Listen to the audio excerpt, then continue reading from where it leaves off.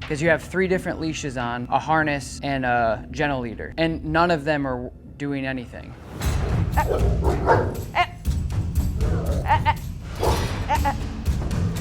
Leave it. No. Heel. Brigida. Heel. Oh, jeez. I was just picturing classes we've been in where she's like the only lunatic in the room. Not anymore. Not up in here.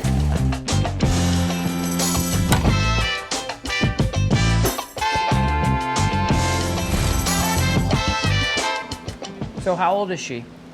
17 months. What's going on? Concerns, history? Give me the details. Okay. She seemed normal until around 6 months. Normal puppy, a lot of socialization. We live in Manhattan basically, but we also have a house about an hour and a half upstate. Because of COVID, we were upstate much more than in Manhattan when we first got her. I did know that I had to introduce her to Manhattan, and so every week I would come back for at least a day, maybe 2. You know, everything seemed normal till around 6 months when she started to get more aggressive. She's not only aggressive with other dogs now, even dogs that she knew in our building. She played with them when they were all puppies. Now she sees one, she goes bonkers. And living in an apartment building with the elevator, I'm like super careful. I never stand near the opening of the elevator because I don't know when she's going to go crazy. Right. But she's also sometimes aggressive with people, becomes aggressive for whatever reason. Stop. I'll move the fake dog. Okay. She's been on fluoxetine for about half a year. I had upped the medication with my vet to a point where she was probably on too high a dose, and I've been using a special trainer weekly, and she advised me to talk to a veterinary behaviorist, which I've consulted with twice now. But recently she put her on that plus gabapentin. Gabapentin, yeah. I don't see any difference. She's on 20 milligrams of that a day. Did you do any training with the trainer, or was it just a consulting service? No, we've been working together since January. Okay. So I guess her method is positive reinforcement. So Positive only, you mean? I think so. Yeah, so positive only training is something that what we call a limited dog trainer. So they're limited to what they can do. So it's just one quadrant out of the 4, which is a positive only, which means only encouraging and rewarding behaviors. I don't know, that's what it sounds like. That would be my Yeah. take on it, yeah. So since January, you've been working with a positive only trainer. So it's almost been a year. What are the things that you're still struggling with? She's still very aggressive with other dogs. Oh, okay. So just reactive on the leash still? Yeah. Okay. Oh, in addition to that, since last September, we've been doing group lessons. She's gotten worse and worse in terms of being anywhere near another dog, and the room is maybe about the same size as this room. Okay. And I have to be really careful to stay in a corner. If I have to do something in the center, I'm like, crazed that we can get back before she leaps at some other poor dog. What have you been advised to do so far when she starts to become reactive, proactively or during? Well, I'm supposed to distract her prior to anything happening. It's very hard to catch. I have treats in my hand, and I have a clicker in my hand. I'm supposed to be clicking and treating and clicking and treating. When she's really crazy, it doesn't really work. She's not really paying attention to me. And I try to avoid, so in terms of the elevator, I always stay away from the door of the elevator so that I can hold her and we're far enough away that she's not engaging with anything. If we're on the street, I'll go out in the street between parked cars to just not be close to whatever dog, or be behind the car so that she can't see the other dog. It's a little difficult in Manhattan because there are dogs about every 5 feet. One thing I always like to do is watch the dog handle with the owner. It gives me a really good understanding of where the relationship's at. First thing I see is a ton of food. Not to mention the 3 leashes she has on. She has a harness with a leash. She has a tab leash on the harness or the flat collar, and then she has a head halty with another leash. So she's kind of out, and again, she's been doing this for a year. Has nothing to do with the skill sets maybe of the trainer that she's working with currently, but it's very, very clear to me, her, and the dog that the training that they're doing is not ever going to work with her reactivity. So you see her kind of skating around and she's kind of doing this pulley system. And again, she's just holding the dog back and holding the dog back, which ultimately is going to create more frustration and more conflict between her and the dog that she's reacting with. What we need to do right now is really get in there and handle this situation and assertively say, hey, your reactivity is causing stress and anxiety, not only for you, but everybody else around you and the dog that you're reacting to. It's almost impossible for this individual to go and walk in their own neighborhood in New York City. We really need to handle this now because their relationship is way out of whack. Brigida. So that's what you normally deal with? Yeah, Okay. sometimes. Luckily, I've got a strong left arm. You're missing a couple different things. We got to work on some handling things. As a dog professional, it is extraordinarily clear that she is very insecure. She's going, I don't know what to do. There's another dog. What do we do? And she's constantly just trying, like you said, looking for a leader. And you're not going to be able to get that leadership role unless you really teach her that what she's doing is not okay so she can think. So I want to work on your handling first, and then we'll kind of figure out what we want to use, because it doesn't sound like anything that you're doing right now is working. The other trainer aside, even if you were working on this for a year by yourself, it's like you're just wasting your time. I mean, normally we train our service dogs and our dual purpose police dogs to find bombs and bite bad guys in 8 to 12 months. If you're working on leash reactivity and leash pressure for a year and you're still not getting it, that's something that we need to take very seriously, because your time is valuable and her time as a young dog is also valuable, and this is the crunch time to really get that in, to teach her so she doesn't, I don't want her to be stressed. I want to stop the reactivity, but I want to stop while the reactivity is happening. I would take the harness off. We're going to stay on the gentle leader for now because it'll be an easier tool for you to use and it'll be less room for error. A couple things that I want you to start doing as a handler to a dog, any dog, doesn't matter if they're insecure or confident. Put your shoulders straight and don't look at her and just move forward. Because right now you guys are kind of looking at each other like, do you know what to do? I don't know what to do. Do you know what to do? I don't know what to do. Are you sure? So you guys are kind of having this conversation. The conversation I want you to have with her is really nothing. I'm moving forward. That's much better. Very good. See, you're using your body. Very, very good. And you could just use your leash to kind of keep her there. There you go. That's much better. What I like starting off with was just a basic slip collar, something that has action. It holds the dog accountable for certain behaviors. Right now, the dog has no action. And she's already mentioned several times that she's very nervous about using the head halty because A, it doesn't work, and B, she puts so much pressure onto it, and she's really gonna cause physical damage to her long term. We don't want that. So what we're gonna do is we're gonna switch to the very basic slip leash, and we're going to teach this dog how to yield to leash pressure. More importantly, we're going to teach the owner how to handle her dog for the first time in her life. So right now, this is kind of like uncomfortable for her. So as a handler, I need to make this more reasonable for her. So all I'm going to do is come down a little bit, give her a little bit of leash pressure. Yes, good job, Brigida. Good. Sit. Ask her something to do that she knows. Sit. Yes, good sit. Okay, break. The important thing here is fairness. I'm not asking her to sit on my lap or to jump through a hoop or to, touch my shoulders. I'm just saying, hey, I want you to just be here. So you're seeing the majority of this is more separation anxiety than anything. So it's not necessarily I'm afraid of this guy, it's I'm away from you, because I can hand the leash to any other human and she'll do the same exact thing. When she goes, it's giving her pressure and then she has to make a different decision. Whereas if you use the gentle leader or the harness, it's not going to be able to really do that with her. Bang, so pressure there. Brigida. So she's like, I can't. Pressure. Come on, babe. Yes, good girl. Come on.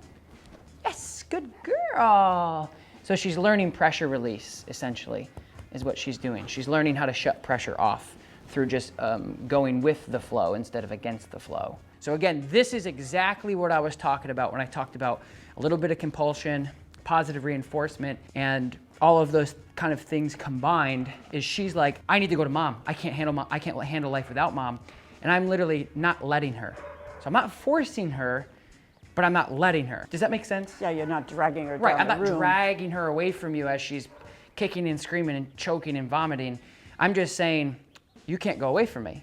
So she sits there, she goes away from me, I give her a little bit of leash pressure, she comes to me. So that would be technically compulsion because I'm making her do something she doesn't want to do. After 5-10 minutes, she'll start saying, okay, maybe this isn't so bad. I'm gonna start getting comfortable. So that's where compulsion can come into training. Now, bad compulsion in dog training, I've talked about this several times, is if a dog doesn't know a behavior like a down or a recall, and we slam them and we force them and we make them and we force them to do certain things physically, that's considered compulsion, but it's not healthy compulsion. So it's the same thing with positive reinforcement. There's people who use only positive reinforcement with limitations, and there's people like me who use a lot of positive reinforcement, but I'm not limited to that. I'm unlimited with the things that I do. So you got to take these techniques in the 4 quadrants and some of these things that we're dealing with dogs and really understand that there's a little bit of all of them going into the equation. My goal is to just ask her verbally with no pressure. So she goes to you and I say, no, come to me. She says, okay, okay, okay. Right now it's kind of, I'm having to give her a lot of pressure to get to me, or more pressure than not. So what I want to do is when she goes to you and I say, hey, come with me, I don't even have to touch the leash, she just walks towards me. So I'm just desensitizing this escape behavior, if you will. Brigitte, come. Yes, good girl, well done. Hardly any pressure at all there. Brigitte, come. Yes, good girl, yay, good. So no pressure, she gets the jackpot there. Break, so let her go. Brigitte, come. Yes, so that was a correction. Did you see that little pop? I did. So I said, hey, what am I, chopped liver? So for the first time, she's getting a correction for non-compliance. She's never gotten that before. It's always been avoidance. It's been holding on. You had 3 leashes on her. 20 minutes fast forward, we're using a slip, and we're gonna see how she responds to some of the correction. So we'll see how this works here. Heel, a little bit of pressure. Good heel. Now, if you were doing this, it would be dynamite, because she'd be on you like white on rice. Right? But for me, it's harder because I've never met her in my life, and I'm competing against something she loves the most in the world, which is you. Getting closer to you, the harder it is. Brigitte, come. Yes, good girl. Wow. Good job. Really beautiful. Good job, baby. Very good girl. You can live without mom, huh? I wake up, I go ball, I go hard with my dogs, bet it all. What's the call? Need a 10, never fall. So whenever you're ready, you can slow down and stop and wait. 1, 2, 3, 4, pay. Good girl. And then ignore. And then again, 1, 2, 3, 4, pay. Good girl. And then break. Essentially rewarding her for being calm, which is something some dogs need. Because how do you say, hey, be calm, stop? We can engage, we can say, do this, don't do this. But there's sometimes where they just need to sit there and just be calm. And if they're not whining, we pay them and we're encouraging that. Good job, good job, good job. The next step would be, so I counted to 4. So now we're gonna hold till 7, right? So we're building that duration out a little bit more. So we went from 4, no whining, pay, break. Let's try 7, no whining, pay, break. 10, no whining, pay, break. Now, if at any point we start whining before we hit our goal, if we go 4 to 7 and we're whining, let's go 4 to 6, and so on and so forth. So don't be afraid to regress and come back a little bit if you feel like you're asking too much.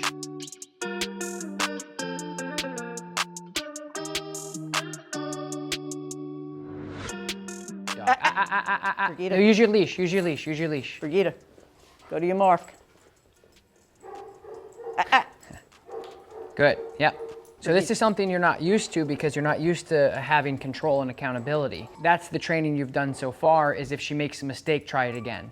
She makes a mistake, try it again. A year later, we're still making mistakes.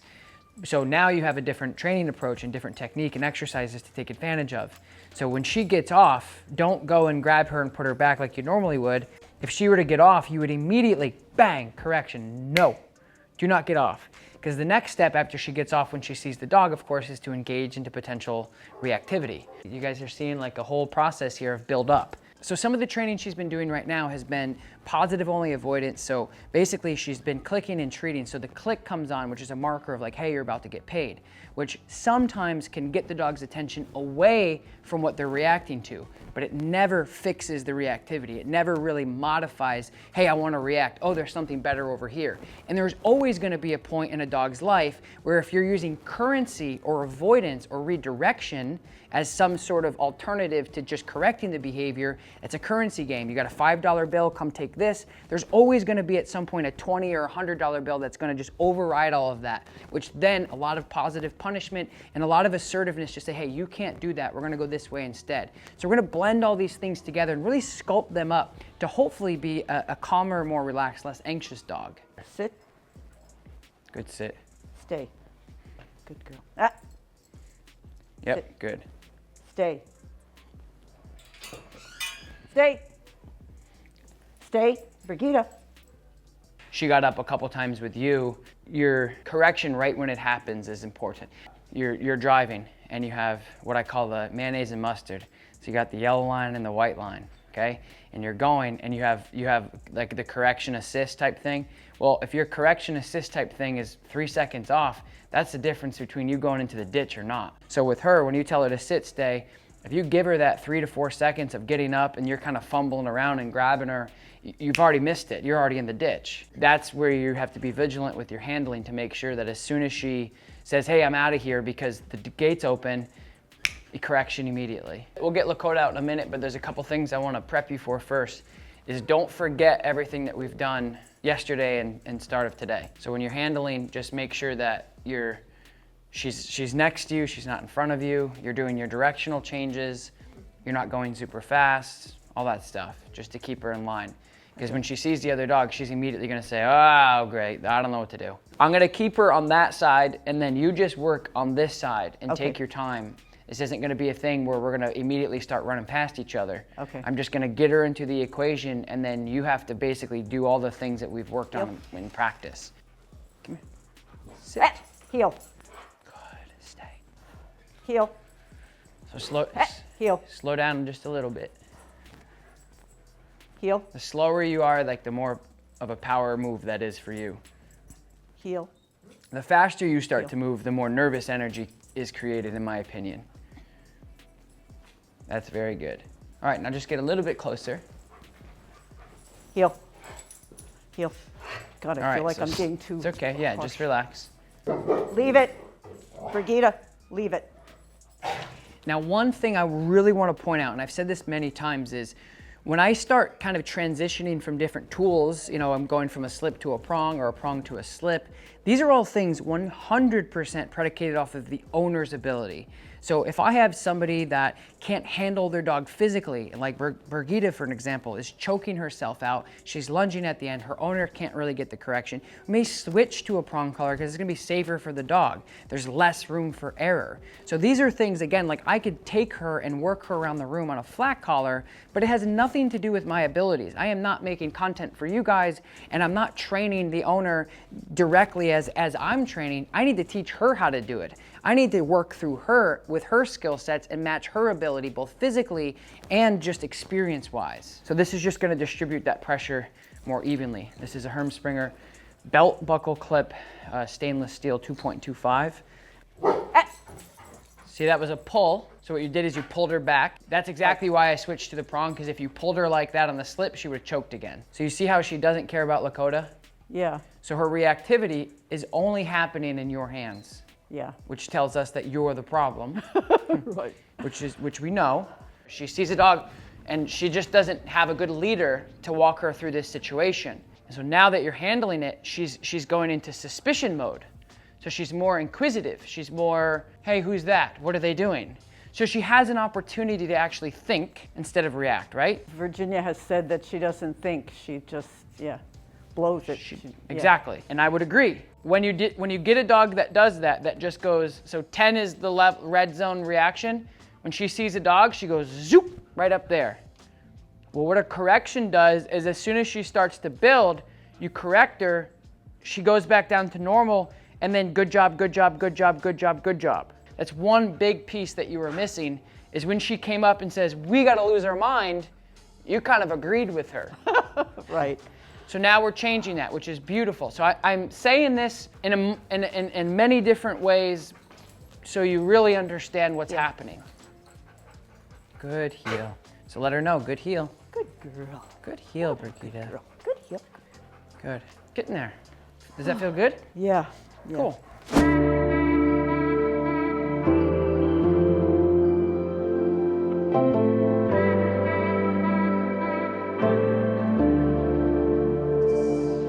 All right, you guys, Brigida and her owner has been working on leash reactivity for over a year in New York City. She came in with 3 different leashes. She couldn't even be in the same room with a fake dog.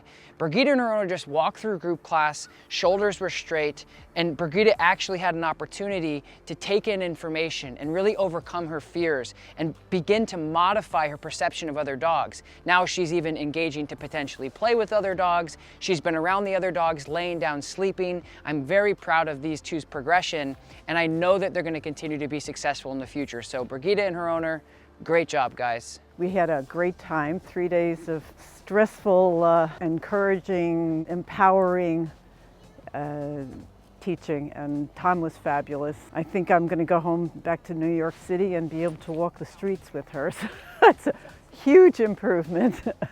And I won't be stressed taking the elevator, and it'll be a better life for both of us.